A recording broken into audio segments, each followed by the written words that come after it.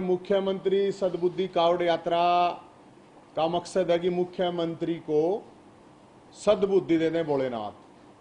हरिद्वार से हर की पैड़ी से ये कावड़ यात्रा चल के यमुनानगर पंचकुला होते हुए अंबाला, कुरुक्षेत्र,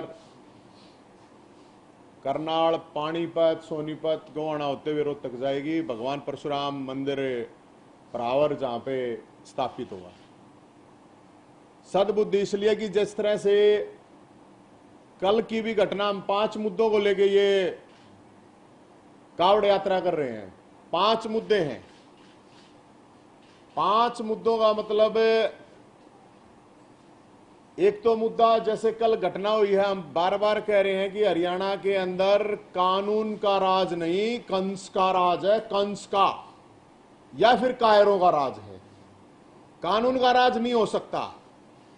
जिस तरह कल जो घटना हुई है, जो डीएसपी की हत्या हुई है रोंद के, तो आप सोच सकते हो कि एक ड्राइवर की इतनी हिम्मत नहीं हो सकती कि डीएसपी की हत्या इस तरह से कर दी जाए। यह अकेला अवैध खनन का मामला एक तावड़ू का नहीं है। उससे पहले डाडम में हुआ था। मैं यमुनानगर से होके आया हूं कल, तो हम चल रहे थे, पैदल चल रहे हैं, तो लोगों से बात भी करते आ रहे हैं। यमुनानगर वाले भी यही कह रहे थे लोग कि यहां तो भाई साहब अवैध खनन का इतना बड़ा मामला है। तो इससे तो यह लग रहा है कि कंस का राज है, कानून का राज नहीं है, या कायरों का राज है। और हम ये कावड़ यात्रा करने का मकसद ये है कि मुख्यमंत्री जी को सद्बुद्धि दे, शक्ति भी दे दे। मुझे लगता है शक्तिहीन है आदमी, बस की बात है ही नहीं उनके। तो भोले शंकर से हम तो ये प्रार्थना करने के लिए कि भाई ये 5 मुद्दे हैं। कानून व्यवस्था का, क्राइम का, जिस तरह मैंने बताया आपको, हम पहले से ये बात कह रहे हैं। पहला मुद्दा था हमारा कि परावर की जो जमीन थी, आप सब लोगों को पता है कि अखबारों में आ जाती है, लेकिन कोई नोटिफिकेशन अभी तक नहीं आया है। कमेटी बना दी, मंत्रियों की कमेटी बन गई। अब मंत्रियों कितनी दूर बैठते हैं भाई? कोई 50,000 किलोमीटर दूर बैठे हैं क्या कि एक फाइल चलने में इतना टाइम लग रहा है?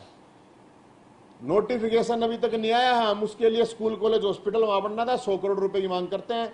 भगवान परशुराम मंदिर हम अपने आप बनाएंगे, उसमें हम सरकार से 1 रुपया नहीं ले रहे। पहला मुद्दा था। दूसरा, बेरोजगारी का, जो बेरोजगारी का इशू है, इस कावड़ यात्रा के द्वारा मुख्यमंत्री को शक्ति भी दे, सद्बुद्धि भी दे कि हरियाणा के अंदर बेरोजगारी सबसे बड़ा मुद्दा है। और बेरोजगारी ही जड़ है क्राइम की, और बेरोजगारी ही जड़ है नशे की।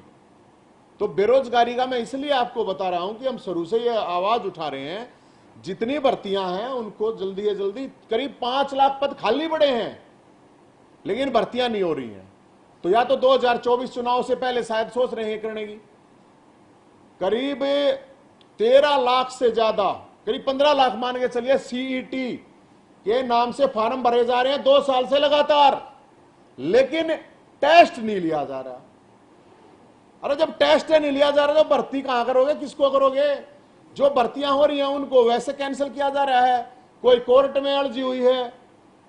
तो दूसरा हमारा इशू ये था कि जो बेरोजगारी का जो इशू है, तो वो बहुत बड़ा इशू है। तीसरा, जैसे मैंने बताया, आपका क्राइम वाला मामला। अरे जब हरियाणा के विधायक ही असुरक्षित हैं, उनको धमकी दी जा रही है, और विधायक डर के मारे अपना इस्तीफा लेके विधानसभा अध्यक्ष की तरफ भाग रहे हैं, तो आप सोच सकते हो कि एक आम इंसान, एक जो आम आदमी है, वो उसका क्या हाल हो रहा होगा। विधायकों को तो AK-47 वाले गार्ड दे देंगे, लेकिन आम लोगों को क्या देंगे? रोज की घटनाएं। सरकार मुख्यमंत्री जी को शक्ति दे, इस सरकार को, इस मुख्यमंत्री को शक्ति दे शिवशंकर। इसलिए कावड़ यात्रा लेके आ रहे हैं कि हरियाणा के अंदर जो ये गुंडा राज चला रखा है, अरे जब विधायकों की सुरक्षा नहीं हो रही और विधायकों ही इतने खौफ में, तो एक आम इंसान कितने खौफ में होगा? क्राइम का मामला है ये। रोज कितनी हत्याएं, गोलियां चलती हैं, लूट डकैती। मैं ये मानता हूं कि सब चीजों का रीजन फिर पीछे वही बेरोजगारी है। क्योंकि किसी को भी आप सस्ते भाव में आप को नए लड़के मिल जाते हैं, उनसे फिर कुछ भी करवा लो। फिर नशे का मामला है। मैं आपको, आप तो सारे सियाणे आदमी बैठे हो यहां पे, लेकिन जानकारी दे देता हूं। हरियाणा का कोई भी ऐसा जिला नहीं है जहां पे नशा नहीं बिक रहा। और अब तो जब मैं यमुनानगर से आया, आज रात को भी हम पंचकुला आए, पंचकुला से भी हम नॉर्मल लोगों से बात कर रहे हैं, तो मेरे को हर आदमी ने कहा भाई साहब और कुछ कहना चाहिए मत कहना, लेकिन ये कहना कि इतना चिट्टा बिक रहा है यहाँ पे। पंचकुला की बताई, यमुनानगर की बताई, तो कौन बिकवा रहा है यमुनानगर में चिट्टा, और कौन बिकवा रहा है मतलब पंचकुला में ये चिट्टा। बिना राजनीतिक सह के कोई इस तरह के नशे नहीं चल सकते। हरियाणा के लोगों को दूध पिलाना चाहिए, वहां पे सरकार दारू पिला रही है। अब तो दारू वाले हेलो हेलो करके अपने रेट बता के स्वास्थ्य के लिए लाभदायक बता रहे हैं। गजब की बात है कि सरकार दारू जो है सस्ती कर देगी, लेकिन दूध महंगा हो रहा है। दूध बता आपका जीएसटी लगा, रोटी का है ना, रोटी घी लगा खाओ, अब जीएसटी लगा कर रोटी खानी पड़ रही है। ये हालात हो रही है। फिर ये जो नशे का मामला है, ये नशे का बहुत बड़ा मामला। भाई साहब नशा करवाओ, नशा का ज्यादा, मैं ये मानता हूं कि 80% क्राइम नशा करके क्राइम हो रहा है। चाहे वो महिलाओं के साथ छेड़छाड़ हो, महिलाओं ने सोना असली सोने की चेन पहननी बंद कर दी, नकली पहनने लगी। भाई साहब नकली, सही बता रहा हूं मैं आपको। कितनी आपने रिकॉर्ड निकलवा लो, सरकार से पूछ लो कितनी चैन स्नैचिंग की घटनाएं हो रही हैं। तो ये क्यों हो रही हैं कि मुख्यमंत्री बोद्दा है, बोद्दा मतलब कमजोर है। और हम ये कावड़ यात्रा लेके आए हैं कि मुख्यमंत्री को शक्ति दे भोलेनाथ, आगे मुख्यमंत्री में कुछ शक्ति आ जाए इन मुद्दों को लेके। फिर आ गया भ्रष्टाचार का मामला। सरकार कहती है हम तो ईमानदार राजा हरिश्चंद्र बने बैठे हैं, मुख्यमंत्री भी तो नकली राजा हरिश्चंद्र को हम ये कहना चाहते हैं, कोई ऐसा डिपार्टमेंट नहीं है जहां पैसे जो पहले 500 रुपए में काम होता था अब 2000 में हो रहा है। फर्क ये है, जो 500 रुपए में काम पहले होता था वो अब 2000 में हो रहा है। और मुख्यमंत्री जी कह रहे हैं कि नहीं ईमानदारी है। ये फार्मेसी वाला पता नहीं कितने 100 करोड़ रुपए खा गया, ये तो अभी पकड़ा गया, वो तो पकड़ा भी नहीं गया है। और मुख्यमंत्री का खास आदमी जो शिकायत करता है उसने मेरे को बताया, अब भाई साहब ये बोला मेरा कोई कुछ करके, मतलब वर्ड लैंग्वेज में यहां यूज नहीं कर सकता, बोला मेरा कोई कुछ नहीं कर सकता। वो आदमी जब जिस आदमी ने ये घोटाला उजागर किया और उसकी भी जान को खतरा। अरे जब एक डीएसपी है, सरकार डीएसपी ने नहीं बचा सकती, एक सिपाही पर हाथ उठाने में बहुत हिम्मत लगती है, डीएसपी को छोड़ दिया। तो बड़ी भाई साहब हम तो इन चीजों को, इन 5 मुद्दों को लेके ये चीज हम कह रहे हैं कि हरियाणा के अंदर पूरी तरह से आप उसने जंगल राज कह लो, कंस का राज कह लो, कायरों का राज कह लो, लेकिन कानून का राज तो बिल्कुल नहीं। और मैं मुख्यमंत्री जी से यह कहना चाहता हूं, यह अवैध खनन का मामला एक जगह नहीं है। ऐसा हो नहीं सकता कि मुख्यमंत्री के घर तक वहां आगे पैसे नहीं आते हों, और अगर पैसे नहीं आ रहे हैं तो मुख्यमंत्री जी लूट मार माचरी अपना पता कर ले वे सब। और यह भी कहना चाहेंगे हम कि हाई कोर्ट के जस्टिस, सिटिंग जस्टिस से कमेटी बना के अवैध खनन के ऊपर रिपोर्ट मंगवा लो। पूरे हरियाणा में नहीं पता चल जाए तो पूरे हरियाणा में, मैं आपको भिवानी, महेंद्रगढ़, आपका सोनीपत, आपका ये तावड़ी अरावली बेल्ट, कोई सी भी जगह है, चाहे यमुनानगर तक, जहां यमुना किधर तो रेती खा, एक ईंट नहीं उठा सकती कोई भी, कोई ताकत, कोई आदमी सरकार की एक ईंट उठा लेना, एक ईंट, उसके ऊपर भी कार्रवाई हो जाती है। उसके ऊपर भी पहाड़ के पहाड़ खा गए, पहाड़ के पहाड़, नदी की नदी खा गए। तो ये हालात हैं हरियाणा के। अब हम तो जो डीएसपी सुरेंद्र सिंह की जो हत्या हुई है उसके परिवार को हम तो कहें भोलेनाथ को शक्ति दे, भगवान उनकी आत्मा को शांति दे, लेकिन कितने सुरेंद्र सिंह मारे जाएंगे, सवाल है ये।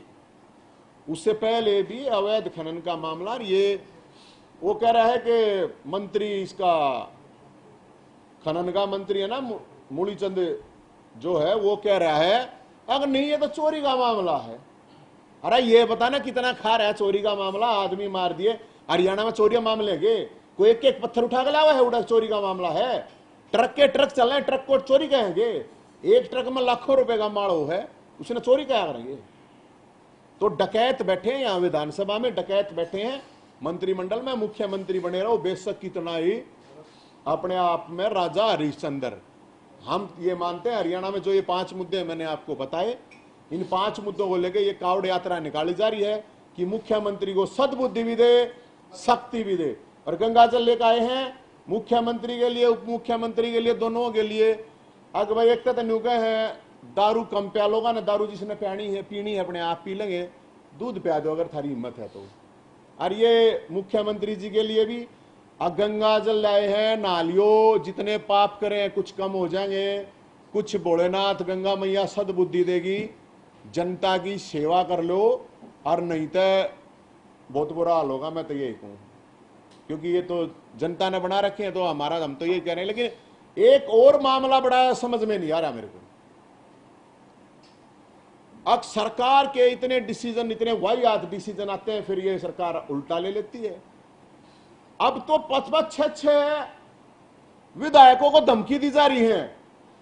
वे धमकी असली है नकली है ये तो सरकार बताओगी, विधायक बताओगे। लेकिन क्या इस विपक्ष के जिसके 30 विधायक हैं, क्या उनके हाथ नहीं है, पैर नहीं है, या लोग नहीं है, क्या नहीं है? उनके पास सब कुछ है। विपक्ष का इतना मतलब होने के बाद एक सिर्फ प्रेस कॉन्फ्रेंस, एक प्रेस नोट, एक जाकर राज्यपाल, तो क्यों नहीं घेरते भाई मुख्यमंत्री के घर को? अगर क्यों नहीं डीसी एसपी को घेरते वहां पे? अब सुरक्षा नहीं है। और जब सोच के देखो आप, अब वो जब उनके साथ ये घटनाएं हो रही है, उसके बावजूद भी नहीं बोल रहा विपक्ष के लोग, अभी तक नहीं बोल रहे, तो भाई हम तो नहीं कहें भोलेनाथ विपक्ष वाला ने भी शक्ति दे दे। मरे पड़े हैं कति मुर्दों की तरह, विपक्ष मुर्दों की तरह हो रहा है। नहीं तो भाई साहब ऐसे कैसे हो जाए? अग विधायका ने धमकी मिल रहा है, अरे एसपी ने जवाब ना देना पड़ा, डीजीपी ने जवाब ना, घेर है उनने, ये जाकर हाथ जोड़ गाँव है जी, मर गए जी, बचा लो जी। अरे ये विधायका कामों है, मेरे को तो समझ में नहीं आई है बात। अक भाई विपक्ष है, वो अपने चुपचाप बैठा है, अपना कुछ बोलता नहीं। हमसे जुड़े रहने के लिए हमारे YouTube चैनल को सब्सक्राइब करें और नई वीडियो की नोटिफिकेशन के लिए बेल आइकॉन को दबाएं।